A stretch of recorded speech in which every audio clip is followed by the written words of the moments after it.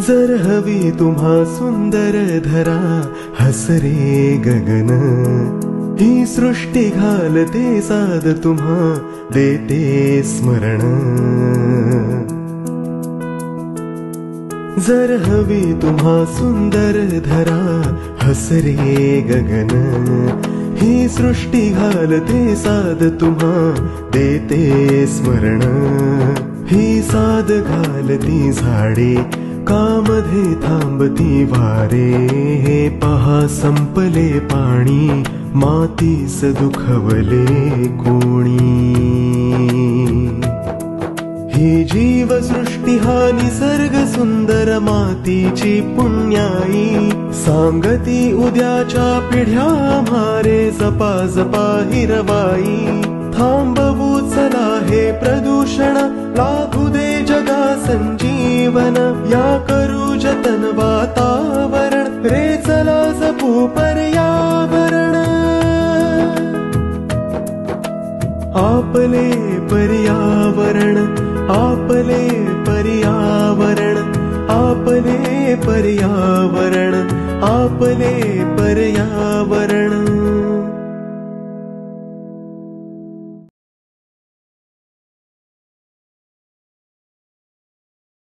नमस्कार मंडळी, मी सुरभी वालावलकर ठोसर तुम्हा सर्वांचं ऑनलाईन खुली पर्यावरण शाळेच्या 35व्या भागामध्ये खूप खूप स्वागत करते. ऑनलाईन खुली पर्यावरण शाळा हा उपक्रम ठाणे महानगरपालिका आणि पर्यावरण दक्षता मंडळ यांच्या संयुक्त विद्यमाने सुरू करण्यात आला आहे. पर्यावरण दक्षता मंडळ ही संस्था गेले 25 वर्ष पर्यावरण शिक्षण, संवर्धन आणि जनजागृती या क्षेत्रामध्ये ठाणे आणि त्याच्या आसपासच्या परिसरामध्ये कार्यरत आहे. त्याच्याच एका प्रकल्पाविषयी आपण आज एक थोडक्यात जाणून घेणार आहोत. पर्यावरण दक्षता मंडळाचा पर्यावरण शाळा हा जो प्रकल्प आहे, सर्वात पहिले सुरू झालेला हा प्रकल्प आहे. यामध्ये आपण शालेय विद्यार्थ्यांमध्ये जनजागृती आणि पर्यावरण शिक्षणाचं कार्य करतो. मुख्यतः ठाण्यामध्ये सुरू झालेला हा प्रकल्प आता डोंबिवली, नवी मुंबई, कल्याण यासारख्या भागामध्ये सुद्धा आता आपण हे स्प्रेड केलेलं आहे. तर यामध्ये आपण मुख्यत्वे पर्यावरणीय सण जे असतात त्याविषयी शाळांमध्ये जनजागृती करतो. उदाहरणार्थ गणपतीच्या आधी आपण शाडूमाती गणपती मूर्तीचे वर्कशॉप ऑर्गनाईज करतो. दिवाळीच्या आधी आपण इको फ्रेंडली कंदील मेकिंग वर्कशॉप्स घेतो. तसेच होळीच्या आधी eco friendly colour making workshops घेतो. त्यानंतर अनेकविध पर्यावरण दिन देखील असतात. पूर्ण वर्षामध्ये जर पाहिलं तर 108 पर्यावरणीय दिन असतात. तर त्याची सुद्धा आपण जनजागृती शाळांमधून करतो. आणि शाळांच्या सिलेबसमध्ये जे पर्यावरण आहे ते आपण त्या विद्यार्थ्यांना सोपं करून शिकवतो. तर यामध्ये केवळ म्हणजे पीपीटीचा सहभाग नसतो, तर त्यामध्ये आपण म्हणजे पथनाट्य किंवा फिल्म्स या माध्यमातून देखील आपण अवेअरनेस करतो पर्यावरण या विषयामध्ये. तर इथे तुम्ही काही फोटो देखील पाहू शकता. वेगवेगळ्या विषयावरती आपले सेशन होत असतात. त्यानंतर एक आजच्या दिवसाबद्दल एक सांगावं असं वाटतं की म्हणजे 2 ऑक्टोबर ते 8 ऑक्टोबर हा नॅशनल वाईल्ड लाईफ वीक म्हणून साजरा केला जातो. त्याच निमित्ताने आपण आजचा जो एक वेगळा विषय आहे, वेगळा आणि एक खूप सुंदर विषय आज समोर आपण घेऊन आलो आहोत.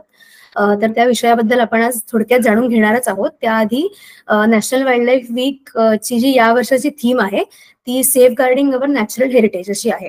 आणि साधारण 1957 पासून हा जो नॅशनल वाईल्ड लाईफ वीक आहे तो साजरा केला जातो. तर त्याला जोडून आज आपण एक वेगळा विषय आज जाणून घेणार आहोत. तो विषय असा आहे की हत्ती समजून घेताना. तर हत्ती अभ्यासक किंवा हत्ती मित्र आपण म्हणू शकतो आनंद शिंदे सर आज आपल्यासोबत आहेत. तर मी सरांचा थोडक्यात तुम्हाला परिचय करून देते. Sir trunk all wild life फाउंडेशनचे फाउंडर आणि प्रेसिडेंट आहेत. त्यानंतर त्यांचा एलिफंट कन्झर्वेशन आणि इमर्जन्सी सर्व्हिसेस फॉर अॅनिमल्स यामध्ये अनेक वर्षाचा एक्सपिरियन्स आहे. 22 वर्ष सरांचा स्तंभलेखक आणि फोटोग्राफर म्हणून मीडियामध्ये अनुभव आहे.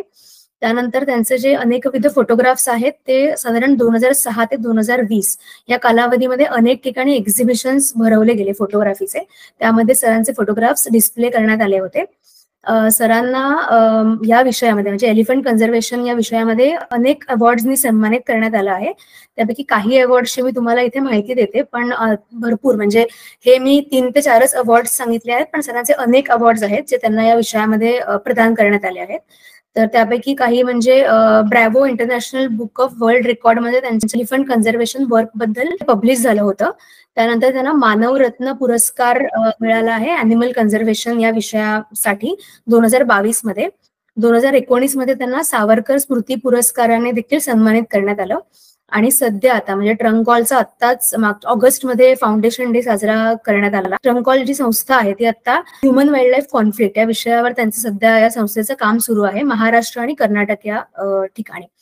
तर तुम्ही सर्व सरांना ऐकायला खूप उत्सुक आहात हे मी जाणते. तर फार वेळ न घेता मी सरांना अशी विनंती करते की त्यांनी त्यांच्या आजच्या सेशनला सुरुवात करावी. आजचा विषय आहे हत्ती समजून घेताना. मला माझंच प्रेझेंटेशन दिसतंय त्यामुळे तेच एक्सप्लेन करत करत मी पुढे जाणार आहे, कारण मला कोणाचं रिॲक्शन किंवा रिप्लाय मला दिसणार नाहीये. तर डायलॉग विथ एलिफंट हा सुरुवातीपासून प्रोजेक्टचा भाग झालेला आहे आणि डायलॉग विथ एलिफंट हा अनुभव फार वेगळ्या पद्धतीने सतत आम्हाला घ्यायला मिळतो. कधी अगदी खोल हत्तीच्या डोळ्यात बघायला मिळतं, कधी मोठ्या प्रमाणात हत्ती बघायला मिळतात, कधी माणसांच्या मध्ये असलेले हत्ती बघायला मिळतात आणि त्यातनं जे शिकायला मिळतं ते elephant tell you everything that can not be said हे आम्हाला प्रकर्षाने जाणवतं किंवा लोकांना समजावून देताना ती गोष्ट लोकांना पटावी याच्यासाठी बऱ्याचदा मला वेगवेगळे उदाहरणं मला द्यावी लागतात. आणि त्याच्यामध्ये आता सुरुवात करूया आपण की ज्या गजराजमुळे मला अगदी वेगळ्या पद्धतीने हत्ती हाताळणं जमायला लागलं ते तो गजराज हत्ती आहे. आणि ह्या गजराजने आम्हाला अगदी म्हणजे 49.9 डिग्री इतकं ज्यावेळी भयंकर तापमान होतं तेव्हाही तो आमच्या बरोबर उभा होता. आणि जेव्हा अगदी 3 डिग्री तापमान होतं, म्हणजे हा व्हिडिओ आपण प्ले करतोय, तर ह्या गजराज बरोबर काम करत असताना अगदी 3 डिग्री तापमानात सुद्धा आम्ही काम करत होतो. आता साध्या साध्या आपण हत्तीच्या देहबोली बघून घेऊया. इथे आपल्याला पलीकडे एक माणूस दिसतोय या ठिकाणी आणि इथे मी आहे. मी हत्तीचं शेण जे आहे ते साफ करतोय, पण आमच्या दोघांचाही हा अगदी पहिला दिवस होता कामाचा. त्यामुळे तो हत्ती दोघांच्या मध्ये उभा होता आणि तो दोघांवरही लक्ष राहील अशा पद्धतीने तो उभा होता. आता मला वाटलं एवढंसं शेण आहे तर ते मी पटकन साफ करू शकेन, पण हत्ती 5 टनाचा होता आणि तो त्या शेणावरती उभा राहायचा. त्यामुळे जवळजवळ 7 टन शेण होतं आणि ते साफ करताना पहिल्या दिवशी फक्त 1 टन शेण आम्हाला साफ करता आलं. बरं, पहिल्या दिवशी संध्याकाळी ज्यावेळी त्याच्या पायाला लागणारे लोखंडी तुकडे काढायला गेलो त्यावेळी तो इतका जलद गतीने, 3 पाय बांधलेला हत्ती आहे तो, पण इतक्या जलद गतीने माझ्यापर्यंत पोहोचला की अक्षरशः 2 सेकंदाचाच वेळ मला मिळाला तिकडनं एस्केप करायला. पण ज्यावेळी त्याचा विश्वास बसला, तुम्ही स्क्रीनवर बघू शकता की 2 लोक आणखीन माझ्याबरोबर काम करायला आली आणि त्याला मला डायव्हर्ट करून ठेवता आलं. तेव्हापासून तो माझ्यावर विश्वास ठेवायला लागला. आता बघा, ज्यावेळी त्याचा माझ्यावर विश्वास बसला त्यावेळी मी त्याच्या मागे बसलोय, पण आता तो माझ्यावरती लक्ष ठेवण्याची त्याला गरज वाटत नाही. तो माझ्याकडे पाठ करून उभा आहे. म्हणजे किती सोप्या पद्धतीने तुम्हाला त्याला समजून घेता येऊ शकतं. आणि मग मी त्याला एका कॉर्नरमध्ये उभं केलं की बाबा आता सगळीकडे नको नाचूस, आम्हाला जास्तीत जास्त जागा लवकरात लवकर साफ करून घ्यायची. त्यावेळी तो एका कोपऱ्यात उभा राहिला आणि तिथे 3 लोक आम्ही ऐसपैस फिरून जेवढा सगळा कचरा होता तेवढा आम्ही तिकडनं क्लीन करू शकलो. अगदी मी म्हणतो तसं इंचांनी मी त्याच्या जवळ पोचत होतो. हा तोच हत्ती होता ज्याने 3 लोकांना ठार मारलं होतं, पण अगदी 4 दिवसात 5 दिवसात तो माझ्याशी खेळायला लागला.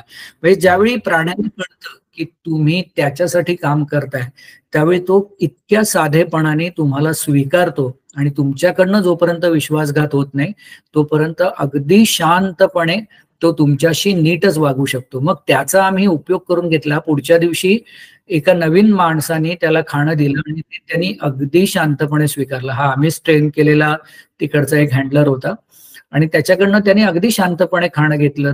त्याच्या पुढच्या दिवशी मी मध्ये बसलो आणि तो जो दुसरा अजून एक हँडलर आम्ही तयार केला होता त्यांनी कचरा साफ केला आणि 2 दिवस अजून ऑब्झर्व करून आम्ही त्याच्या पायातल्या बेड्या त्याला पूर्ण शुद्धीत ठेवून काढल्या. म्हणजे तिथे कुठेही आम्ही त्याला काही भूल द्या किंवा असं काही करा, म्हणजे जेव्हा विश्वास बसतो त्यावेळी तो किती सकारात्मक पद्धतीने प्राणी वागू शकतो आणि हत्ती तुम्हाला कसं समजावून घेऊ शकतो त्याचं हे उदाहरण आहे. इथे आम्ही त्याच्या पायातल्या सगळ्या बेड्या काढल्या. आता इथे गंमत अशी झाली, हत्ती समजून घेताना हत्ती हा माणसाचंच एक मोठं प्रारूप आहे हे तुम्हाला समजलं पाहिजे आणि त्याच पद्धतीने तुम्ही त्याच्याशी वागलं पाहिजे असं माझं नेहमी ठाम म्हणणं असतं. की तुम्ही बऱ्याच दिवसांनी घरी आलात तर आई तुमचं औक्षण करते, तुमची नजर उतरवते आणि मग तुम्हाला घरात यायला सांगते. त्याच पद्धतीने हे आमचं पिल्लू ज्यावेळी 90 दिवसांनी त्याच्या कुटुंबाला भेटलं त्यावेळी ते कुटुंब त्याला घ्यायला दाराशी आलं आणि तो दारात थांबला. हे बघा, कुटुंब त्याला घ्यायला दाराशी आलं, तो अक्षरशः दारात थांबून राहिला, कुटुंबाने त्याचं स्वागत केलं आणि मग तो आत आला. आणि त्याच्यानंतर मग आम्ही त्याला त्याच्या पायामध्ये एक चेन ठेवून, ती एक चेन ठेवली कारण ट्रॅकर नव्हता, तर जंगलामध्ये तो कुठे गेलाय हे त्या चेनचा जर मार्क उठायचा जमिनीवर त्याच्यावरनं समजायचं.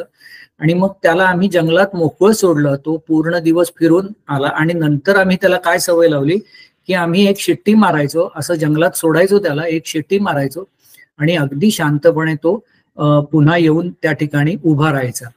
आता तुम्ही म्हणाल की एक शिट्टी मारायचा आणि मग त्या हत्तीला कसं ऐकू जायचं? एक हत्ती दुसऱ्या हत्तीशी 7 किलोमीटर परिघ क्षेत्रामध्ये बोलू शकतो आणि ऐकू शकतो. त्यामुळे आम्ही वाजवलेली शिट्टी ही खुणेची शिट्टी असायची आणि त्या खुणेच्या शिट्टीला तो बरोबर त्या परिघामध्ये असल्यावरती पुन्हा एकदा तो येऊन आमच्या समोर उभा राहायचा आणि मग पुन्हा आम्ही त्याला सेंटरमध्ये ठेवायचो. हा सगळा जो प्रोसेस होती ती पूर्ण सकारात्मक प्रोसेस होती. आता तुम्हाला परत एकदा सांगतो की मी तुम्हाला हे व्हिडिओ दाखवतोय किंवा हे फोटो दाखवतोय याचा अर्थ उद्या लगेच तुम्ही एक्सपर्ट नसणार आहात.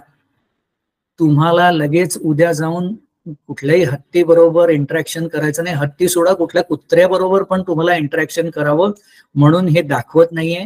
हा आमचा आतापर्यंतचा अभ्यास आहे, तो तुम्हाला दाखवतोय. आता इथे बघा, साधी गोष्ट की हत्ती,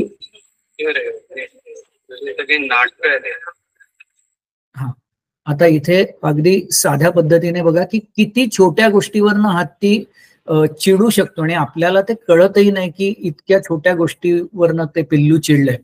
आता इथे दोघही गोळे बनवतायत, त्या गोळ्यांमध्ये ते नेहमीची पावडर असते त्यांची ताकदीसाठीची, ती टाकतायत. आता इथे आमची सगळ्यात डाव्या बाजूला असलेली हत्तीण आ करतीये, पण ते जे भरवलंय म्हणजे ही सुंदरी उन्नीकृष्णन आणि अगस्त्यन आहे, त्या उन्नीकृष्णन आणि अगस्त्यनला भरवलं जातं आणि सुंदरी मात्र तिथे एका बाजूला उभी आहे. तिला वाटतं तिला दिलं जाईल म्हणून ती आ करते, पण तिला तो घास दिलाच गेला नाही. पण सगळ्यांसमोर असं दोनदा झालं याचा तिला राग आला आणि राग आल्यावरती तिने आता जो दिलेला घास आहे, माहूत दोघही माहूतांची पाठ आहे तिच्याकडे, तिने ताबडतोब तो घास काढून टाकून दिला कारण तिला राग आला होता. आता तो पिवळा शर्ट घातलेला माहूत आहे, त्याने काठी वर केली. पुन्हा एकदा सगळ्यांसमोर आपल्याला मारतील आणि आपला अपमान होईल म्हणून सुंदरीने तसं काही केलं नाही. दिलेला घास अगदी शांतपणे तिने खाल्ला, पण ते डोक्यातलं गणित तिच्या काही जात नव्हतं. म्हणजे किती साधी गोष्ट असते आणि ती किती रौद्र रूप धारण करू शकते की त्याच्यानंतर सुद्धा तिला जो घास भरवला गेला तो घास तिने टाकून दिला. बघा, आता तो माहूत तिला भरवतोय घास, तो माहूत तिथे बघतोय तोपर्यंत तिने तो घास चावतोय असं केलं किंवा तोंडात ठेवला आणि नंतर परत तो टाकून दिला. आम्ही तिथे समोरच होतो म्हणून माहूताने काही तिला फटका मारला नाही, पण ते एका छोट्या गोष्टीचा, आपण अनावधानाने केलेल्या एखाद्या छोट्या गोष्टीचा किती वेगळ्या पद्धतीने राग येऊ शकतो हत्तीला, याचं एक आम्हाला अगदी साधं सरळ उदाहरण त्या ठिकाणी बघायला मिळालं. आणि हत्तीला जो आनंद होतो, म्हणजे तुम्ही जर चांगले असाल, हत्तीसाठी असाल, तर हत्तीला जो आनंद होतो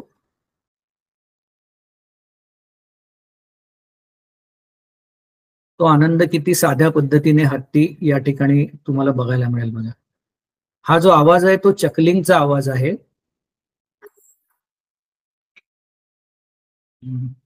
मला सॉरी, हा ऑपरेट करायला थोडी माझी गडबड उडते. ऑपरेट करताना थोडी माझी गडबड होते. हा आवाज आहे का? आता हे जे आहे ते हत्तीचं चकलिंग साऊंड आहे. म्हणजे हत्ती आपल्याला एकच सांगितलेलं असतं की हत्ती चित्कार करतो बस, पण त्या चित्कारा व्यतिरिक्त आणखीन 9 आवाज हत्तींचे असतात. आपल्याला हत्तींचे ऐकण्याची सवय असलेले असे 3च आवाज आहेत. बाकीचे आवाज आपल्याला हत्तीचे आहेत म्हणून आपल्याला समजत नाहीत आणि त्यामुळे आपण हत्तीचा आवाज म्हणून त्या विषयाकडेच आपण बघत नाही आणि फार गडबड उडते. आता इथे आपल्याला हत्तीचं जंगल किती छान माहित असतं याचं तुम्हाला एक उदाहरण देतो की हा जो हत्ती आहे हा ओरिसाचा हत्ती आहे. या हत्तीने साधारण 7 लोकांना ठार मारलं आणि त्याच्यानंतर मला तिथे त्याला शांत करण्याकरता बोलावलं गेलं. आता काही वेळेला कसं होतं की वेगळी असतात, आपण वेगळं कारण म्हणून त्या हत्तीकडे बघतो किंवा हत्ती म्हणजे चिडखोर, हत्ती म्हणजे रागावलेला, हत्ती म्हणजे ठार मारणारा, असंच आपण त्याच्याकडे बघत असतो. तर तसं न बघता हत्ती एक सकारात्मक प्राणी आहे. एकदा त्याला तुम्ही समजून घेतलं की त्याला कंट्रोल करण्याची गरज तुम्हाला बिलकुल लागत नाही. 7 माणसांना ठार मारलेला हा हत्ती होता आणि मला त्याला शांत करण्याकरता बोलवलं. त्यावेळी तो 60 दिवस साखळबंद अवस्थेत होता. तर 60 दिवस साखळबंद अवस्थेत असलेला हत्ती हा नॉर्मल करायचा आणि कशा पद्धतीने आपण त्याला हँडल करायचं ह्याचं गणित ज्यावेळी मी घेऊन त्याच्या समोर गेलो त्यावेळी समोर गेल्या गेल्या माझ्या लक्षात आलं की हा हत्ती आंधळा आहे आणि हे पटकन कोणाच्या लक्षात आलेलं नाहीये, कारण त्या हत्तीचं वागणंच इतकं जबरदस्त आहे. आता ह्याच्या मगाशी जो फोटो दाखवला तो नंतर आपण परत बघणार आहोत. आता इथे ज्यावेळी मी त्या हत्तीच्या जवळ गेलो, सगळे त्याचे हँडलर्स बाजूला करून, त्यावेळी त्या हत्तीने खांब आपटला. पण खांब आपटतानाची त्याची देहबोली किंवा तो खांब त्यांनी तोडताना त्यांनी एक आवाज केला बघा, तो आवाज ऐकून. आता हा जो त्यांनी आवाज केला तो काही खांब तोडण्यासाठी आवाज केला नव्हता, ते मला दाखवण्यासाठी की तू तुझे लिमिट क्रॉस करशील तर तुझी अवस्था अशी होईल. म्हणजे इतक्या सहज पद्धतीने तो बोलत होता, त्याला समजून घेणं गरजेचं होतं. मला पहिल्या अर्धा तासात समजलं की तो ब्लाइंड आहे, कारण त्याची देहबोली वेगळीच आहे, इतर हत्तींसारखी नाहीये. मग मी माझं वागणं बदललं आणि त्या हत्तीने दुसऱ्या दिवशी सकाळच्या अर्धा तासाच्या पहिल्या सत्रामध्ये मला वेलकम केलं. मला त्याला स्पर्श करण्याची त्यांनी परवानगी दिली. मी पहिल्या फटक्यात हात लावला नाही, पण दुसऱ्यांदा मी त्याच्या समोर जाऊन उभा राहिलो आणि अगदी प्रेमाने त्यांनी मला हात लावू दिला. तोही मला स्पर्श करायचा प्रयत्न करत होता. आता या ठिकाणी त्याला जंगलात राहायचंय, तो जंगली हत्ती आहे. मग तो जंगली हत्ती जंगलात कुठे चांगला राहू शकतो याच्यासाठी जंगल बघणं आणि त्याच्या खाद्याच्या दृष्टीने पूर्ण अभ्यास करणं गरजेचं होतं. तो आम्ही केला. माहुताला किंवा इतर लोकांना काम करताना तो त्रास देत होता. मग त्या माहुताच्या ऐवजी मीच त्याचं शेण काढलं, मीच त्याला आंघोळ घातली, मीच त्याला पाणी पाजलं आणि त्याला जेवढं शांत करता येईल की हे होतंय ते तुझ्यासाठी आहे हे त्या सगळ्या अधिकाऱ्यांना समजावून सांगणं. त्याला मातीही कशाला, आता हत्तीची त्वचा 1 इंच जाड असते, त्याला त्वचा आपले बॉडी टेम्परेचर कंट्रोल करण्याकरता चिखल लागतो, म्हणून तो माती आणून तो चिखल करून द्यायचा. हे काम चालू केलं. रोजच्या रोज सगळ्या अधिकाऱ्यांना त्याचा अपडेट देत गेलो आणि तो हत्ती अक्षरशः खेळायला लागला. म्हणजे त्याचे प्रॅक्टिकल्स काही दाखवणं गरजेचं होतं. जंगलात कुठे हत्ती ठेवावा, कुठे ठेवू नये, त्याचा फायदा काय होतो, नुकसान काय होतं, हत्ती परत तुम्ही जबरदस्ती एखाद्या जंगलात ठेवल्यावर परत सोडून कसा येतो, हे सगळं त्यांना प्रॅक्टिकली समजावून सांगितलं. आता जसं प्रेझेंटेशन करतोय तसं प्रेझेंटेशन दिलं. हत्ती हँडओव्हर केला आणि रात्री हत्तीने आम्हाला बोलावून घेतलं. तेव्हा त्याच्या देहबोलीतनं आणि आवाजावरनं समजलं की तो 60 दिवस जो एका जागी उभा होता त्याला रक्ताभिसरणाचा प्रॉब्लेम येत होता. आपल्याला जसं अर्धा तास स्थिर उभं राहायला सांगितल्यावर अडचण येते ना, सेम अगदी तोच प्रॉब्लेम त्याचा होत होता. तर त्याला संपूर्ण जंगलातनं फिरवून आणणं गरजेचं होतं. त्याला तो माझ्या मागे सगळ्या सूचना ऐकत. आता तुम्हाला पटणार पण नाही की हा हत्ती आंधळा आहे म्हणून इतका, आणि तो माझ्यावर पण होता, पण तो माझं सगळं म्हणणं इतकं सकारात्मक पद्धतीने ऐकत होता की तो जो माणूस त्याच्या डोक्यावर बसलाय तोही घाबरला नाही. त्याला संपूर्ण जंगलात त्याला जेवढं फिरायचं होतं तेवढं फिरवू दिलं, परत आणलं. डॉक्टरांच्या सूचनेनुसार आम्ही त्याच्या दोन्ही डोळ्यांमध्ये औषध घातलं, त्याचे डोळे साफ केले आणि तो हत्ती आम्ही परत एकदा वनखात्याला हँडओव्हर केला. आता हत्ती ज्यावेळी जंगलातनं तुम्ही फिरत असता त्यावेळी इतकं वेगवेगळ्या पद्धतीने तुम्हाला जंगल दाखवत असतो किंवा इतका वेगवेगळ्या पद्धतीने तो तुम्हाला त्याच्या अधिवासामध्ये फिरवत असतो की बऱ्याचदा आपल्याला देखील कळत नाही की नक्की हा आपल्याला फिरवतोय, आणखीन काही त्याला दाखवायचंय, आणखीन काही गोष्टी तो समोर आणू इच्छितोय. पण त्याचं जंगल आणि त्याच्या ऐकण्याच्या पद्धती या अगदी साध्या सरळ सोप्या असतात की इथे या फोटोमध्ये तुम्ही बघू शकता. त्या हत्तीला माझं म्हणणं ऐकायचंय त्यावेळी तो त्याचे कान अगदी शरीराला चिकटवतो आणि ज्यावेळी म्हणजे हत्तीचं जे गजकवच मी ज्याला म्हणतो ते गजकवच बघणं म्हणजे अगदी 10 सेकंदात हत्ती कशा पद्धतीने आपल्या पिल्लाचं संरक्षण करतो ते या ठिकाणी आपल्याला सहज बघायला मिळतंय. अगदी ते पिल्ल 1-2 प्राणी आले, मग त्यांनी कान फ्लॅट केलेत म्हणजे तो तुम्हाला हे सांगतोय की तुम्ही एका ठराविक अंतरावरतीच राहा, पुढे आला तर धोका निर्माण होईल. अगदी 10 सेकंदात सगळी पिल्ल त्यांनी मध्यभागी घेतली. हा मुळात 20 सेकंदाचा व्हिडिओ आहे आणि 10 सेकंदामध्ये सगळी त्यांनी पिल्ल मध्यभागी घेतली. आपण परत एकदा बघूया की 2 प्राणी आले, 2 प्राणी आल्यावरती कान फ्लॅट करून त्यांना सूचना दिल्या आणि ते प्राणी लगेच पळून गेले. असुरक्षित वाटल्यावर 2 पिल्ल जवळ होती आणि एक पिल्लू जे लांब होतं ते पटकन धावत आलं आणि 3ही पिल्लांना त्या कळपाने जवळ समोर घेतलं आणि त्याच्या मध्यभागी पिल्ल ठेवून त्यांनी एक गजकवच तयार केलं. म्हणजे आपल्याला जे वाटतं की हत्ती म्हणजे इतका वेळ लागणार आहे, तो कधी उठेल, तो कधी नीट धावेल, कधी येईल आपल्याजवळ. हत्ती 40 किलोमीटर प्रति तास इतक्या वेगाने हत्ती धावू शकतो. आपल्या संपूर्ण मानव जातीमध्ये किंवा मानव प्राण्यांमध्ये उसेन बोल्ट हा एकमेव प्राणी मला वाटतं 40 किलोमीटर पर आवरच्या वेगाने धावलेला आहे. त्यामुळे हत्तीच्या आणि आपल्या धावण्याची स्पर्धा बिलकुल होऊ शकत नाही. हत्तीच्या खोड्या काढण्याला साठी आपण बिलकुल जाऊ नये. आता अजून एक तुम्हाला उदाहरण देतो, परत एकदा तुम्हाला सांगतो की हे उदाहरणं देतोय आणि दाखवतोय तो आमचा 12 वर्षाच्या वर गेलेला अभ्यास आहे आणि त्या अभ्यासानुसार आलेल्या अनुभवांवरनं केलेल्या घेतलेली ही कॅल्क्युलेटिव्ह रिस्क आहे. तुम्ही साध्या मांजरीच्या बाबतीतही रिस्क घेऊ नका, अशी एक नम्र विनंती आपल्या सगळ्यांना आहे. या हत्तीने एक अख्खी सुमो गाडी, कारण सुमो गाडीतल्या लोकांनी त्याच्या पिल्लाला त्रास दिला होता, तर अख्खी सुमो गाडी उचलून त्यांनी फेकून दिली होती आणि त्याच्यात एक व्यक्ती दगावली होती. मग त्या हत्तीला शांत करायला गेलो असताना घेतलेली ही कॅल्क्युलेटिव्ह रिस्क आहे की तो हत्तीचा राग एकतर पटकन जाऊ शकतो किंवा 15-20 दिवसांनी जाऊ शकतो. तो 15-20 दिवस थांबण्यापेक्षा मी पटकन राग काढण्याकरता हा पहिल्यांदाच हा अवलंब केलेला आहे या पद्धतीचा. आता तुम्हाला दिसतंय हत्तीचा एक कान पुढे एक कान मागे हलतो, याचा अर्थ हत्ती हा कन्फ्यूज आहे आणि कन्फ्यूज हत्ती हा अटॅकच करतो. आता इथे मी ठराविक अंतरावर उभं राहून त्याला त्याचं खाणं देण्याचा प्रयत्न करत होतो आणि ते खाणं द्यायला मी तिथे गेल्यावरती त्या हत्तीचा राग होता, त्यांनी एका फटक्यात ते उडवून लावलं. आपण परत एकदा हे जर मागे घेऊन मला दाखवता आलं तर मी दाखवतो. परत एकदा सांगतोय, ही ठराविक अभ्यास करून घेतलेली रिस्क आहे आणि ती रिस्क आपल्यापैकी कोणीही घेऊ नये.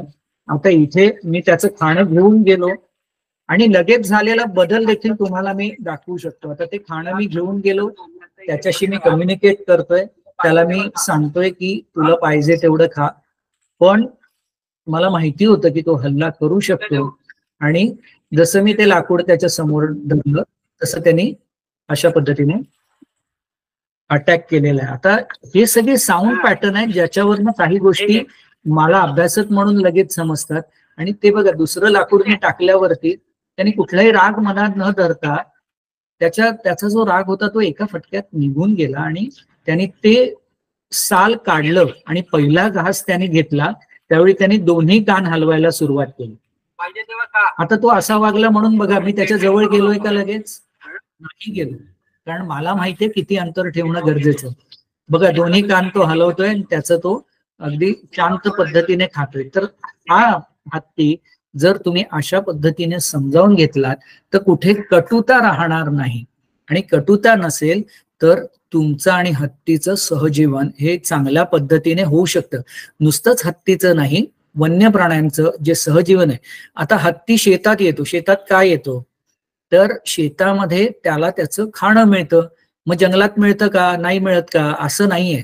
जंगलामध्ये जर ते जंगल एडिबल नसेल हत्तीचं जे खाद्य आहे ते खाद्य जर तोडून टाकलं असेल किंवा ती झाडं जर कमी झाली असतील आणि त्या ठिकाणी हिरव्या दिसणाऱ्या वनस्पती असतील तर मात्र ते जंगल एडिबल नसेल. आता आम्हाला तुम्हाला काही फोटो दाखवतो की आम्हाला वेगवेगळे ज्या जंगली वनस्पती अनुभवायला मिळतात त्या वनस्पतींमध्ये ही वनस्पती येते, तिचं नाव बकरा आहे. आणि म्हणजे बकरा हे काही शास्त्रीय नाव नाहीये त्याचं. बकरा हे तिकडच्या लोकल लोकांनी ठेवलेलं नाव आहे. बघाल तर अगदी चहाच्या मळ्यासारखा हा सगळा परिसर दिसतो. तुम्ही त्या आम्ही ज्या परिसरात काम करतोय त्या परिसरात कुठेही गेलात तरी फार मोठ्या प्रमाणात, आता हीच जमीन तुम्ही बघा, ही एवढी मोठी जमीन जर बकऱ्याच्या खाली गेली असेल तर तिथे, आणि बकरा ही वनस्पती अशी आहे की सूर्यप्रकाश जमिनीवर पोहोचू देत नाही, तर तिथे जर सूर्यप्रकाशच पोहोचला नाही तर दुसरी झाडं त्या ठिकाणी उगवणं हे कठीण होऊ शकतं. नाही, कठीण झालंय जे आपल्याला छायाचित्रांमध्ये दिसतंय.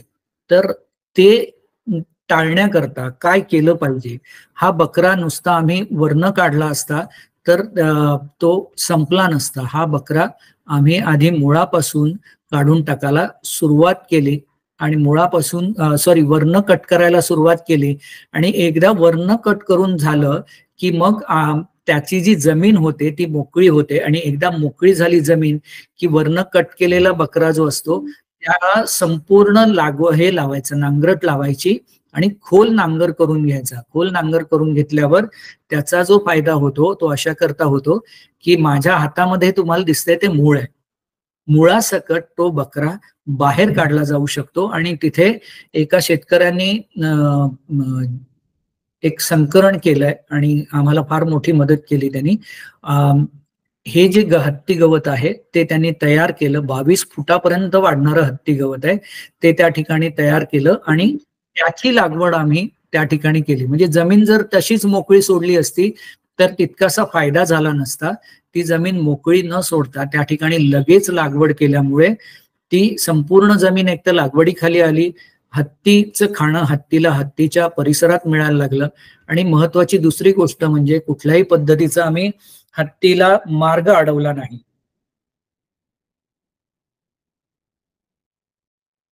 आम्ही हत्ती करता तो संपूर्ण कॉरिडॉर मोकळा करून दिला. म्हणजे इलेक्ट्रिफाईन फेन्सिंग केलं नाही, आम्ही हत्ती आल्यावर फटाके वाजवले नाहीत. परत एकदा बघूया की त्याला त्याचा मार्ग, दोन्हीकडे तुम्हाला लोक दिसत आहेत बघा, पण कोणी त्या हत्तीचा मार्ग नाही अडवला. त्याला हत्तीला कॉरिडॉर जाण्याकरता कॉरिडॉर करून दिला. हत्तीने पण थांबून आमच्याकडे बघितलं पण कोणाच्या अंगावर धावला नाही तो. आणि ज्यावेळी गेला त्यावेळी शेताच्या मध्ये 2 वाफ्यांच्या मध्ये जी जागा मोकळी होती त्याच्यातनं तो निघून गेला अगदी शांतपणे. आता इथे तुम्हाला जो आम्ही कोकणातला भीमा हत्ती हँडल केला त्याचा एक तुम्हाला जस्ट व्हिडिओ दाखवतो.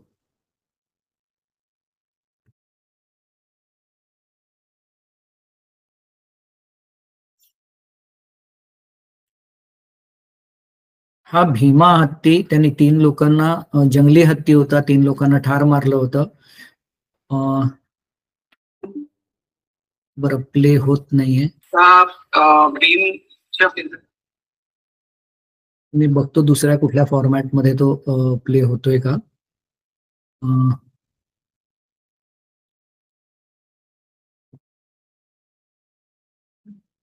नाही होत आहे. दुसऱ्या कुठल्या फॉर्मॅट मध्ये तो प्ले होईल का.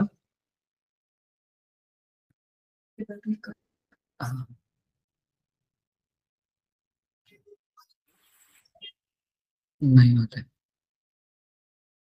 असू दे, मी तुम्हाला दुसरा अजून आपल्याकडे हे आहेत ते मी तुम्हाला व्हिडिओज दाखवतो. ट्रंकॉलनी ज्या 3 गोष्टी करण्यामध्ये ट्रंकॉल प्रथम आहे त्यातली एक गोष्ट म्हणजे रात्रीच्या वेळी आम्ही हत्ती जो चेन तोडून पळून गेला होता आणि जंगलामध्ये तो पळाल्यामुळे लोकांमध्ये जे भीतीचं वातावरण तयार झालं होतं तर तो हत्ती रात्रीच्या वेळी जंगलामध्ये जाऊन स्थानबद्ध केला आम्ही आणि स्थानबद्ध करून त्याला, म्हणजे स्थानबद्ध करताना कुठेही हत्तीला त्रास होईल असं काहीच केलं नाही. अगदी म्हणजे आपण एखादा कुत्रा हरवल्यावर रात्री शोधायला जावं त्या पद्धतीने आम्ही गजराज ज्यावेळी त्याची साखळी तोडून गेला होता त्यावेळी आम्ही त्याला जंगलामध्ये शोधायला गेलो होतो. शोधायला जाताना वन खात्याची टीम आणि फ्रँकफॉलची टीम असं ते जॉईंट व्हेंचर केलं होतं. पण आम्ही अभ्यास ज्यावेळी करतो किंवा एखादा प्रोजेक्ट ज्यावेळी अशा पद्धतीचा आम्ही घेतो त्यावेळेला त्या प्रोजेक्टमध्ये कमीत कमी डॅमेज व्हावं हे आमचं सूत्र असतं. आणि कमीत कमी डॅमेज तेव्हाच होतं ज्यावेळी छोट्यात छोटी टीम तुम्ही घेता. वन खात्याची सगळी टीम आम्ही गाडीमध्ये पाठवली परत आणि 4 लोक जी होती आमची ती 4 लोकांची टीम घेऊन आम्ही आतमध्ये गेलो आणि ताडोबाच्या जंगलामध्ये आम्ही हत्ती शोधायला सुरुवात केली होती. हत्ती रिस्पॉन्ड करत होता. तुम्ही चांगलं वागल्यावर काय होतं बघा, हत्ती रिस्पॉन्ड करत होता आणि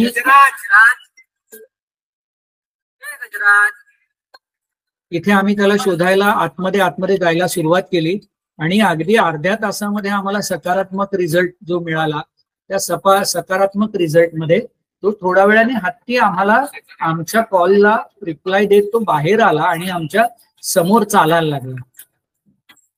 आता इथे बघा तुम्हाला समोरच्या स्क्रीनवर हत्ती दिसतो. त्याला धत म्हणलं. धत म्हणजे थांब.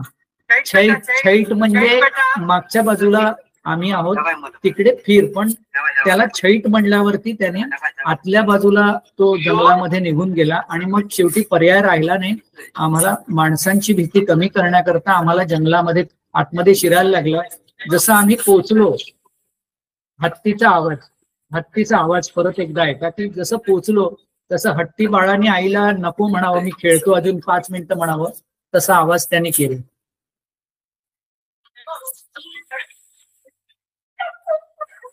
सो असा आवाज त्यांनी काढला. पण कुठल्याही पद्धतीचा त्यांनी कोणावरही हल्ला केला नाही. आम्ही अगदी शक्य झालं आम्हाला की त्याला साखळीने त्या ठिकाणी बांधून ठेवावं. ते शक्य झालं आणि लगेच दुसऱ्या दिवशी सकाळी आम्ही त्याला सोडवण्याकरता किंवा तिकडनं आमची चाहूल लागल्यावर बघा त्याने कशा पद्धतीने अगदी सहज आवाज केलेला आहे आणि त्याला आम्ही सांगितलं की आता तुला सोडून देतोय. काल रात्री फक्त लोक घाबरले म्हणून आम्ही तिला त्या ठिकाणी स्थानबद्ध आम्हाला तुला करावं लागलं, अन्यथा आम्हाला तुला स्थानबद्ध करण्याची काहीच इच्छा नव्हती. पण राग म्हणून त्याने त्या ठिकाणी एक झाड उखडलं पूर्ण आणि त्या बाजूच्या झाडाला त्यांनी टेकवून ठेवलं. पण आम्ही त्याला पुन्हा कसलाही त्रास न देता ती दुर्दैवाची गोष्ट होती. लोक घाबरली असल्यामुळे आम्हाला त्याला स्थानबद्ध करायला लागलं होतं. नाहीतर आमची कुठलीच मानसिकता ही नव्हती, कारण तो त्याच्या घरात होते. त्यामुळे तसं करण्याची आमची कुठेही मानसिकता नव्हती आणि आम्ही त्याला पूर्णपणे मोकळा केला आणि मोकळं करून पुन्हा त्याला आम्ही आधी पाणवठ्यावर नेलं, त्याला पाणी पाजू दिलं आणि नंतर त्याला जंगलामध्ये मोकळं आम्ही सोडलं. संध्याकाळी नियमाप्रमाणे जशी आम्ही ती शिट्टी वाजवली तसं हे पिल्लू आमचं अगदी शांतपणे आमच्यावरती एक आपलं असं होतं ना माणसाचं कधीतरी की तो माझ्याशी असा वागला मग मी तो राग मनात ठेवणार आहे आणि पुन्हा तसंच वागणार आहे. काही त्यांनी त्या बाळाने तसं केलं नाही. अगदी शांतपणे. पण हा जंगलात वाढलेला जंगलातला हत्ती होता. ही सगळी वन खात्याची आणि आमची मिळून असलेली टीम होती ज्यांनी त्या ठिकाणी काम केलं होतं रात्रीचं. आता ह्या सगळ्या प्रोसेसमध्ये आम्हाला काही मजेशीर अनुभव सुद्धा येतात आणि तुम्हाला हा मजेशीर अनुभव हा आमचा एक खोडकर हत्ती आहे त्याचा दाखवतो. आधी फक्त व्हिडिओ बघूया.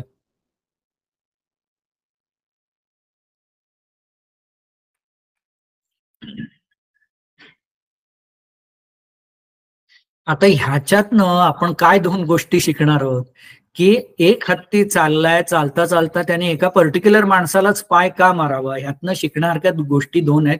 पहिली गोष्ट, तुम्ही मागून जाऊन हत्तीला काहीही करू शकत नाही, कारण हत्ती शरीराच्या एका विशिष्ट कोनातनं मागे बघू शकतो. दुसरी गोष्ट, हत्तीला कळपाने असो किंवा माणसाने असो जर एखादी गोष्ट शिकवली असेल तर ती गोष्ट हत्ती बरोबर लक्षात ठेवतो. आता इथे जी गोष्ट शिकवली होती की तुझ्या मागणं लोक क्रॉस करणार, तुझ्या समोरनं कोणीही जाणार नाही, हे त्याला शिकवल्यावरती त्या माणसाने समोरनं क्रॉस करायचा प्रयत्न केला. बरं, त्याला लाथ मारता आली नसती का? आली असती, पण त्याला फक्त एवढंच दाखवायचं होतं तू किती छोटा आहे आणि मी किती मोठा आहे. इतक्या साध्या आणि सरळ पद्धतीने. जर त्याच्या मनात काही खोट असती तर तिथे थांबून त्यांनी काहीतरी केलं असतं, पण हत्तीच्या बाबतीत असा अनुभव कधीच आम्हाला आलेला नाही, येत नाही. आता ह्याच्यामध्ये अजून एक छान आपण शेक हँड करतो तसंच हा आमचा लेखशेक असायचा. हे लक्ष्मी नावाचं आमचं पिल्लू होतं आणि मला वाटलं की हा लेखशेक फक्त लेखशेक सगळ्यांबरोबर केला जातो, पण नंतर कळलं की फक्त 2च लोकांबरोबर तो लेखशेक केला जायचा. आता आपण हँडशेक म्हणतो ना, तसा आमचा लेखशेक होता. पण कसं होतं की आपल्या मनात एक गणपती ही जी भावना असते, त्यामुळे माझा पाय जास्त वेळ त्याचा पायावरती ठेवण्याची माझी मानसिकता नसायची आणि त्या पिल्लाला मात्र तो पाय तसाच ठेवून हवा असायचा. आता ह्याच्यामध्ये त्यांनी एक आवाज केलाय, म्हणजे तो आवाज म्हणजे कम्प्लीट एक्सेप्टन्सी आहे. म्हणजे जे आवाजांचे अभ्यास मी म्हणतोय की 9 आवाजांचे मी अभ्यास केले, त्यातला हा एक आहे की तो वास घेतोय सतत माझा. त्याला कळलंय की हा माणूस हत्ती बरोबरच असतो. पुन्हा तो आता माझा पाय उचलेल, स्वतःच्या पायावरती ठेवेल आणि तो एक आवाज करेल बघा. तो आवाज ऐकवण्याकरता मी आवाज वाढवलाय. माझ्या पायावर पाय ठेवू शकत होता पण नाही ठेवला. आता हा जो आवाज आहे हा वेगवेगळ्या हत्तींचा आहे. मी वेगवेगळ्या वेळी ऐकलेले आवाज आहेत ज्याच्यात कम्प्लीट एक्सेप्टन्सी असते आणि त्या एक्सेप्टन्सी नंतर तुमचं बिहेवियर पॅटर्न त्याच्याबरोबर फार सकारात्मक राहू शकतं. बघितलं किती वेळा त्या पिल्लाने तो लेखशेक केलेला आहे आणि किती साध्या सहज सोप्या पद्धतीने हत्ती आपण समजून घेऊ शकतो जर आपल्याला त्याची देहबोली समजली, जर आपल्याला त्याच्या वागण्याच्या पद्धती समजल्या. एक छोटंसं शेवटचं उदाहरण देतो आणि मी थांबतो. एक आमचं पिल्लू होतं, त्या पिल्लाने अशा पद्धतीने ते स्वतःला त्रास द्यायचं. मग ते अशा पद्धतीने त्रास का देत आहे, अशा पद्धतीने तो शरीराला का त्रास देतो, याचा अभ्यास करताना लक्षात हे आलं की त्याला सेपरेटेड बेबी होतं, कळपाला मिस करत होतं आणि सारखं सारखं एकतर तो झाडावरती सुळा अडकवून झाड तोडायचं, नाहीतर स्वतःचं डोकं आपटून घ्यायचं. असं त्याने सुरू केल्यावर आम्ही शांतपणे त्याच्याशी कसं वागता येईल आणि त्याला शांत कसं करता येईल ह्याचे वेगवेगळे प्रयोग केले. त्याच्यात पहिल्या दिवशी मी अगदी 6 तास त्याच्याशी बोललो आणि नंतर एक्झॉस्ट झालो मी.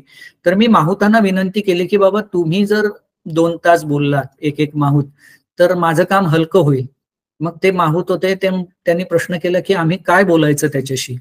मी म्हणलं ठीक आहे, मी पण विचार करतो आणि सांगतो. एक अर्ध्या तासाने मी त्यांना म्हणलं तुमच्या बायकोची जी काही कंप्लेंट असेल ती त्यांना करा. हत्ती काय बायकोकडे जाणार नाही, बायको काय हत्तीकडे येणार नाही. त्यामुळे तुमच्या मनातली खटखट पण बाहेर पडेल आणि त्या हत्तीला पण कोणीतरी बोलते असं बरं वाटेल. तर खरंच 2 माहूत दुसऱ्या दिवशी तसं बोलले आणि त्याच्या पुढच्या दिवशी साधारण 10 माहूत हत्तीशी बोलायला तयार झाले होते आणि त्याच्यानंतर खरोखर आमचं हे पिल्लू इतकं शांत झालं आणि इतक्या गोड पद्धतीने ते आम्हाला समजून घ्यायला लागलं आणि इतकं चांगल्या पद्धतीने ते शांत झालं. म्हणून आम्हाला एक आपण म्हणतो ना प्रोफेशनल सॅटिस्फॅक्शन, ते मला कुठेतरी त्याच्याबरोबर मिळालं. जगातला सगळ्यात मोठा मेंदू आणि सगळ्यात मोठं हृदय हत्तीकडे आहे. जर तुम्ही हृदयात बसलात तर तुम्हाला हत्तीच्या आकाराचा प्रेम मिळेल आणि जर तुम्ही मेंदूत बसलात तर तुम्हाला हत्तीच्या आकाराचा राग मिळेल. आम्ही हत्तीच्या हृदयाचा मार्ग धरलाय आणि आशा करतो की तुम्ही देखील हत्तीच्या हृदयाचाच मार्ग धराल. मनपूर्वक धन्यवाद. मला दिलेली वेळ आता संपलेली आहे. काही प्रश्न उत्तर असतील तर ती घेऊया. खूप खूप धन्यवाद आनंद सर.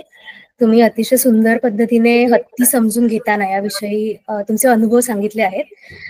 तर मी पार्टिसिपेंट्सना अशी विनंती करते की ज्यांना काही प्रश्न असतील त्यांनी हँड रेस करून विचारायला हरकत नाही. संदीप सर तुमचा प्रश्न विचारू शकता.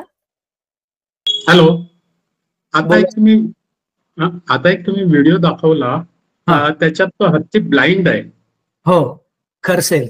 मग तुम्ही तो तुम्हाला फॉलो कसा काय करत होता मग, किंवा तुम्हाला ठराविक अंतराच्या पुढे? नाही, त्या हत्तीच्या समोर मी चालत होतो. तुम्ही जर व्हिडिओ बघितला असेल तर त्या हत्तीच्या समोर मी चालत होतो आणि त्यांनी कुठे जावं त्याच्या, आता अगदी सुरुवातीला तो बाहेर आला तर तो झाडाला घासला गेला होता. तर तिथे झाड आहे किंवा तिथे काहीतरी ऑब्स्टिकल आहे हे माझ्या सांगण्यात सतत येत होतं. आणि हत्ती हा अति प्रचंड हुशार प्राणी असल्यामुळे त्याला त्या सूचना किंवा आपल्याला हा मार्गदर्शन करतोय हे त्यांना लगेच समजतं, एक गोष्ट. आणि दुसरी गोष्ट, ज्यावेळी तो जंगलात एकटा चालत असे त्यावेळी त्याची सोंडच त्याची काठी असायची. अच्छा. आणि त्याच पद्धतीने तो, म्हणजे जसं आपण आंधळ्या माणसाला काठीचा वापर करताना बघतोय. आता मी मगाशी तुम्हाला एक सांगायला विसरलो, मी तो फोटो नुसता दाखवला. त्या फोटोमध्ये तुम्हाला मी परत एकदा फोटो दाखवतो. तो खरसेलचा फोटो आहे ना, मी चुकीच्या रस्त्याला गेलो होतो हे खरसेलला जेव्हा समजलं त्यावेळी त्यांनी थांबवलं, त्याचा तो फोटो होता. हा बघा, हत्तीच्या समोर तुम्हाला ही पायवाट दिसते बघा. बरोबर. मुद्दाम मी डाव्या बाजूला निघून गेलो तर त्यांनी आवाज काढून मला थांबवलं की आपल्याला तिथे जायचं नाहीये, ती आपली वाट नाहीये, आपली वाट ही आहे जी समोर पायवाट आपल्याला फोटोत दिसते. जोपर्यंत मी त्या मार्गावर आलो नाही तोपर्यंत तो हत्ती तिकडनं हल्ला नाही. म्हणजे हत्तीला हत्तीचं घर जे असतं ते इतकं छान पद्धतीने माहित असतं की तो चुकू शकत नाही जंगलामध्ये. अच्छा, थँक्यू सर. प्रेमानंद सर, तुमचा प्रश्न विचारू शकता. सर नमस्कार सर. मला हा प्रश्न वाटतं की तुम्ही हे सगळं ट्रेनिंग, हत्तीबाबतचं ट्रेनिंग तुम्ही कुठे घेतलं? हत्तीकडनंच घेतलं सर मी ट्रेनिंग. मला शिकवणारं असं कोणी नव्हतं, किंवा अशा पद्धतीने देहबोली समजून घेता येऊ शकते हे देखील फार कमी लोकांना कदाचित माहिती आहे. त्यांच्या कानांच्या ठेवणीवरनं ती समजून घेणं असेल, किंवा त्यांच्या पाय आपटण्यावरनं समजून घेणं असेल. अगदी साधंच तुम्हाला सांगायचं तर हत्ती आव्हान देताना सुद्धा सुळे जमिनीत खुपसतो आणि माती बाहेर काढतो, आणि खेळायला बोलवताना सुद्धा सुळे जमिनीत खुपसतो आणि माती बाहेर काढून येतो. पण त्या दोन्हीच्या आधी हत्तीचं वागणं कसं असतं, कानाची ठेवण कशी असते, ह्याच्यावरनं मी तो अभ्यास केलेला आहे. आणि मला अभिमान वाटतो सांगायला की 12 वर्ष मी हत्ती बरोबर काम करतोय. दुसऱ्यामुळे चिडलेले हत्ती मी शांत केलेत, आणि तसं करताना आतापर्यंत एकच ऍक्सिडेंट झालाय. हत्ती खूप चांगला शिक्षक आहे. एक प्रश्न आपल्याला आला आहे चॅट बॉक्समध्ये की आपले जे ट्रंक कॉल संस्था आहे ती व्हॉलेंटियर्स ऍक्सेप्ट करते का? म्हणजे त्याच्यामध्ये व्हॉलेंटियर्स आहेत जे आपल्यासोबत येऊन तिथे हे करू शकतात का? हो, नक्कीच. पण कसं आहे की trunk call the wildlife फाउंडेशनचं काम हे जास्त जंगलामध्ये असतं. त्यामुळे जंगलामध्ये येताना ट्रेन व्हॉलेंटियर्स जे असतात तेच जास्त असतात. पण काही ठिकाणी ओपन व्हॉलेंटिअरिंग देखील असतं. ते ओपन व्हॉलेंटिअरिंगच्या वेळी trunk call the wildlife फाउंडेशनचं इन्स्टा आणि फेसबुक पेजवरनं तुम्हाला त्याची नक्की माहिती मिळू शकते. किंवा जर आपल्या इथे चालणार असेल तर मी इथे पण माहिती ती पुरवेन. Okay, thank you sir. अजून कोणाला काही प्रश्न आहेत तर कौस्तुभ सर, तुमचा प्रश्न विचारू शकता. नमस्कार, खूप चांगलं लेक्चर दिलं सर तुम्ही. मला एक प्रश्न विचारायचा आहे. तुम्हाला ही जी हत्तींची भाषा समजते असं तुम्ही म्हणताय, तर ते माझा अंदाज आहे भारतीय हत्तींच्या बाबत झालं असेल, पण तुम्ही कधी इतर देशातल्या हत्तींची सुद्धा हीच भाषा आहे का, आणि त्या हत्तींशी पण तुम्हाला संवाद साधता येतो का, ह्याचा काही अनुभव घेतलाय का? म्हणजे त्या सगळ्या हत्तींची भाषा एकच असते का, हा मुळातला प्रश्न. जगात फक्त माणसाने आपापल्या वेगवेगळ्या भाषा ठरवलेल्या आहेत. हत्तीची जी भाषा आहे, भाषा आपण ज्याला म्हणतो, ते साऊंड बेस पॅटर्न्स असतात, आणि ते साऊंड बेस पॅटर्न हे शेकडो पॅटर्न्स असतात. मी आता अगदी मला वाटतं 175च्या आसपास 176च्या आसपास आवाज डिकोड केलेले आहेत. म्हणजे मी त्याच्यामध्ये मी सांगतो त्याप्रमाणे रमलिंग पॅटर्न असतं, हस्की क्राय असतं, चकलिंग असतं, चित्काराचे 3 वेगळे प्रकार असतात. सो ते तुम्हाला देहबोली बरोबर समजून घेणं जास्त गरजेचं असतं. मग हत्ती भारतातला असो किंवा हत्ती आफ्रिकेतला असो, त्याच्या साऊंड पॅटर्न मध्ये कुठेही काहीही फरक आपल्याला लक्षात येत नाही. एकाच पद्धतीचे साऊंड पॅटर्न असतात, देहबोली पण एकाच पद्धतीची असते. आता मी भारताबाहेर जाऊन मी कुठल्या हत्ती बरोबर अजून संवाद साधलेला नाहीये. संस्था तेवढी श्रीमंत नाहीये की मी बाहेर जाऊन काही काम करू शकेन. पण असं झालेलं आहे की काही हत्ती, हे एक आफ्रिकेतली केस होती, श्रीलंकेतल्या केसेस होत्या की हत्ती नीट खात नाहीये. मग अशा वेळेला ते मला व्हिडिओ पाठवतात आणि जे काही 4-5 मी असाइनमेंट्स त्या केलेल्या आहेत त्याच्यामध्ये कुठेही माझा अंदाज चुकलेला नाही, कारण हत्ती हा भूतलावरती एकाच पद्धतीने वागतो. धन्यवाद सर. वेलकम. ओके सर, पुढचे 2 प्रश्न विचारते. पहिला प्रश्न म्हणजे हत्तीला संगीत आवडतं का? हो, हत्तीला संगीत आवडतं आणि भारतीय संगीत इतकं श्रीमंत आहे की मी तुम्हाला एक व्हिडिओ दाखवतो. भारतीय संगीत इतकं श्रीमंत आहे की मी परत एकदा सांगतो की ह्याच्यात दुर्दैवाने नाहीये तो व्हिडिओ. माफ करा, हा आहे. मोती नावाचा हत्ती होता जो ग्रेड 4 अग्रेशन मधला हत्ती होता. त्या हत्तीला शांत करण्याकरता आम्ही या संगीताचा वापर केला. म्हणजे अगदी पहिल्या अर्ध्या तासामध्ये तो हत्तीचं अग्रेशन इतकं भयंकर होतं, तुम्ही व्हिडिओमध्ये बघू शकता की तो कंटिन्युअस हलतोय, तो सोंड फिरवतोय, त्यांनी बघा डोकं आपटून घेतल्याचे मार्क आहेत त्याच्या डोक्यावरती. सो त्या हत्तीला अशा पद्धतीने खायला घातलं जायचं आणि नाहीतर त्याच्या गवत वगैरे त्याला अशा पद्धतीने खायला घातलं असताना त्याच्या समोर नेऊन ठेवलं जायचं. पण ते हत्तीचं वागणं मी समजून घेतलं, केव्हा तो असा वागतो, केव्हा चिडतो, केव्हा तो रागराग दाखवतो, हे ज्यावेळी समजून घेतलं, अगदी अर्ध्या तासात तो हत्ती माझ्याशी बोलायला लागला. इथे मी तुम्हाला आवाज ऐकून दाखवतो. मोती को नॉर्मल करने के लिए हमने उसके साथ इंटरैक्शन करना शुरू किया. धीरे धीरे. हे बघा, आवाज ऐका. मोती को नॉर्मल अगदी पहिल्या अर्ध्या तासात तो माझ्याशी बोलायला लागला आणि त्याच्यानंतर त्याला हळूहळू आम्ही खायला द्यायला, लांबनच खायला द्यायला सुरुवात केली. तो पॉझिटिव्ह वागायला लागला. दुपारी 2 पर्यंत तो माझ्याशी खेळायला लागला. जब मोती हमारे साथ खेलने भी लगा. मध्य प्रदेश मध्ये हे काम केलं असल्यामुळे मी हिंदीमध्ये ही डॉक्युमेंटरी बनवली आहे. शाम को डॉक्युमेंटरी नाही, अगदी शॉर्ट फिल्म 3 मिनिटाची. संध्याकाळी त्याच्याबरोबर आम्ही त्याच्या सोंडेमध्ये खाणं भरवलं आणि दुसऱ्या दिवशी मी म्युझिक थेरपीचा वापर केलाय. बघा त्याच्यात बदल.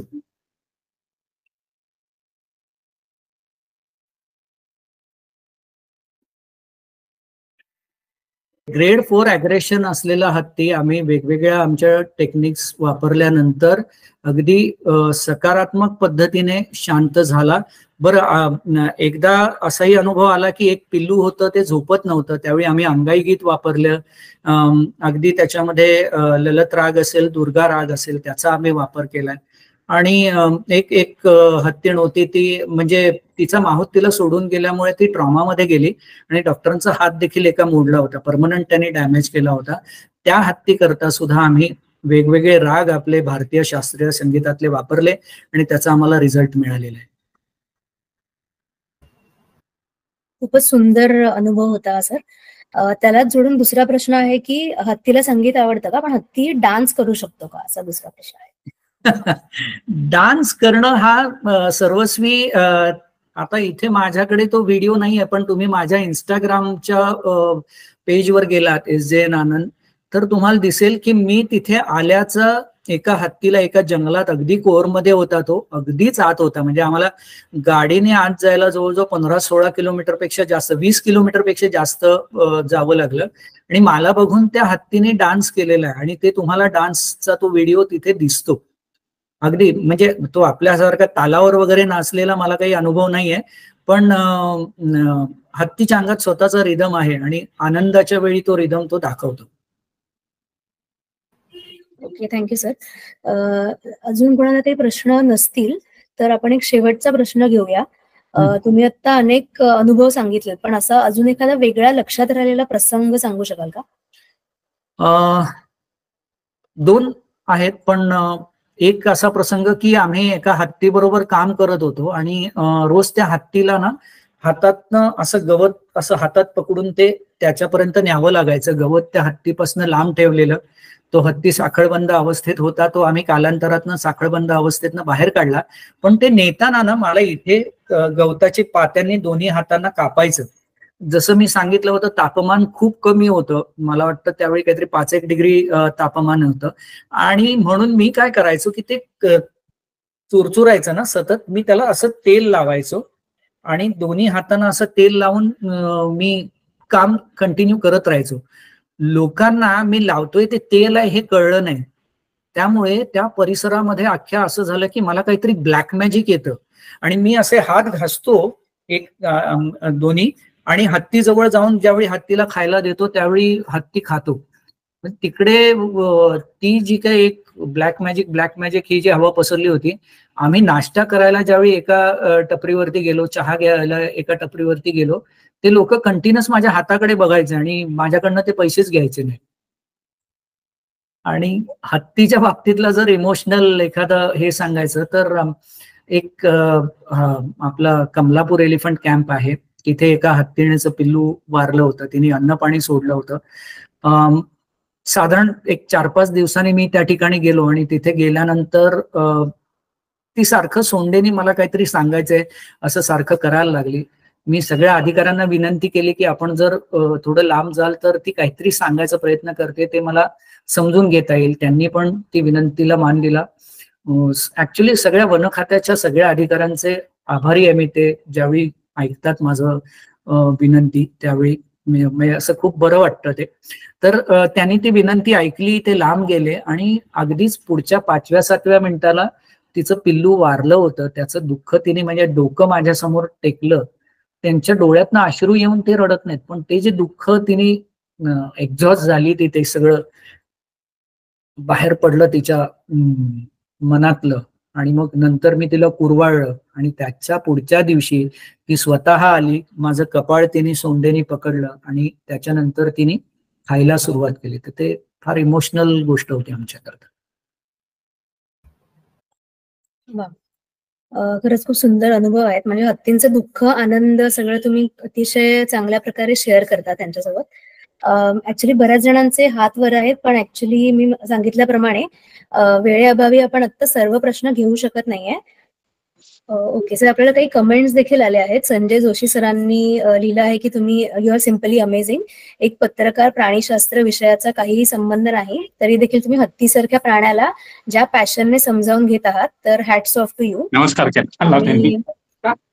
आणि इव्हन श्रिया मॅमला देखील हॅट्स ऑफ, कारण त्या पण अतिशय म्हणजे त्यांचा सपोर्ट जो आहे तो देखील. आणि अजून विद्या पै यांनी सुद्धा सांगितलं आहे की थँक्स फॉर एक्स्ट्राऑर्डिनरी आणि interesting information about elephants. Wishing you more success in the future and may more people get inspired by your organisation. So पुन्हा एकदा पर्यावरण दक्षता मंडळातर्फे आणि आपल्या सर्व श्रोत्यांतर्फे खूप खूप आभार सर तुमचे. आणि तुम्ही एवढं तुमच्या अमूल्य, म्हणजे तुम्ही खूप बिझी असतात. आपलं मगाशीच बोलणं होत होतं की तुम्ही फार म्हणजे नॉर्थ ईस्ट आणि बाकी ठिकाणी सुद्धा तुमचं काम चालू आहे आणि त्यात देखील तुम्ही वेळात वेळ काढून आपल्या सेशनसाठी आलात, त्याबद्दल खूप खूप धन्यवाद. आणि आपण आता पुढे काही अनाउन्समेंट आहेत त्याकडे वळूया. एका दिवसाविषयी माहिती सांगू इच्छिते की आज योगायोग असा आहे की आज वर्ल्ड ॲनिमल डे देखील आहे. तर जगामध्ये अनेक ठिकाणी प्राणीमात्रांना क्रूरपणे वागवलं जातं. तर ही परिस्थिती बदलून त्यांच्याबद्दल ममता व्यक्त करण्यासाठी जगभरामध्ये दरवर्षी 4 ऑक्टोबर हा दिवस वर्ल्ड ॲनिमल डे म्हणून साजरा केला जातो. 1931 मध्ये इटली येथे ॲनिमल प्रोटेक्शन काँग्रेसचे आयोजन करण्यात आलं होतं आणि जागतिक प्राणी दिनाच्या निमित्ताने आपण म्हणजे एक करू शकतो की प्राण्यांपासून बनवलेल्या ज्या वस्तू असतात त्यांच्या कातडीपासून किंवा त्यांचे अनेक अवयव वापरून काही वस्तू बनवलेल्या आपल्या बाजारामध्ये असतात, तर त्या आपण खरेदी न करण्याचा आपण सर्वांनी निश्चय करूया. तीच आपल्या म्हणजे प्राण्यांसाठी आपल्याकडून छोटीशी मदत असेल. तर आज वर्ल्ड ॲनिमल डे आहे, त्यानिमित्ताने ही थोडीशी माहिती.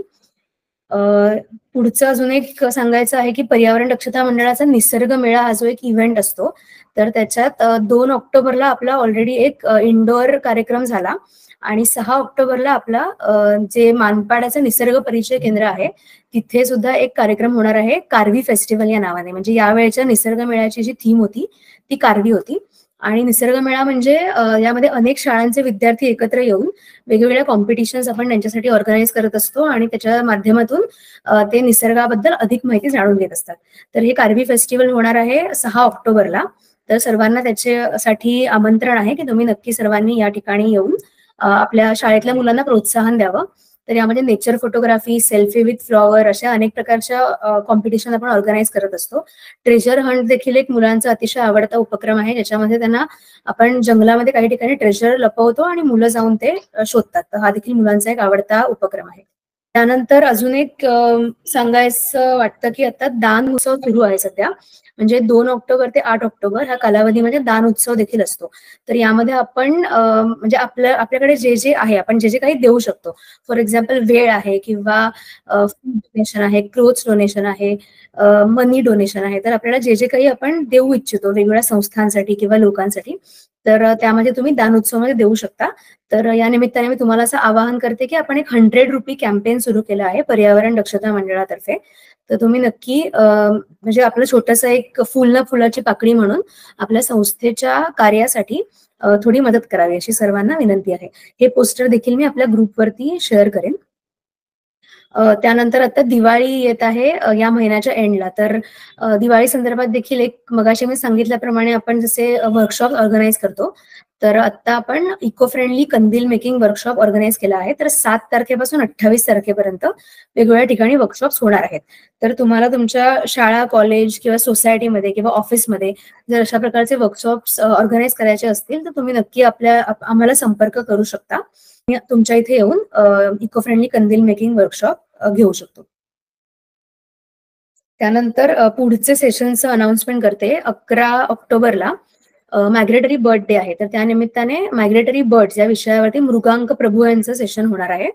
18 ऑक्टोबरला असं मी मगाशी म्हटल्याप्रमाणे दिवाळी आता अगदी जवळ आहे. तर दिवाळीची कन्सेप्ट म्हणजे दिवाळी हा सण काय आहे, त्याचा मागचं रिझन काय आहे, की वेगवेगळे दिवस जे आपण साजरे करतो तर त्याचा पर्यावरणाशी काय संबंध आहे, याविषयी आपले दाकरू सोमण जे आहेत ते सेशन घेणार आहेत. आणि 25 तारखेला डॉक्टर महेश बेडेकर ज्यांचं साऊंड पोल्युशन वरती प्रचंड काम आहे त्याच्या ठाण्यामध्ये, तर ते आपल्याला एकूणच दिवाळीपासून जे होणारं पोल्युशन आहे आणि त्याचे सोल्युशन काय आहे याविषयी आपल्याला ते मार्गदर्शन करणार आहेत. तर या तीनही सेशनला देखील तुम्ही सर्वांनी उपस्थित राहावं अशी तुम्हाला सर्वांना विनंती आहे. आणि पुन्हा एकदा मी आपले आजचे स्पीकर आनंद शिंदे सरांचे मनपूर्वक आभार मानते आणि तुम्हा सर्व पार्टिसिपंटचे देखील खूप खूप आभार. आपण पुन्हा भेटूया पुढच्या शुक्रवारी 4 वाजता. तोपर्यंत नमस्कार.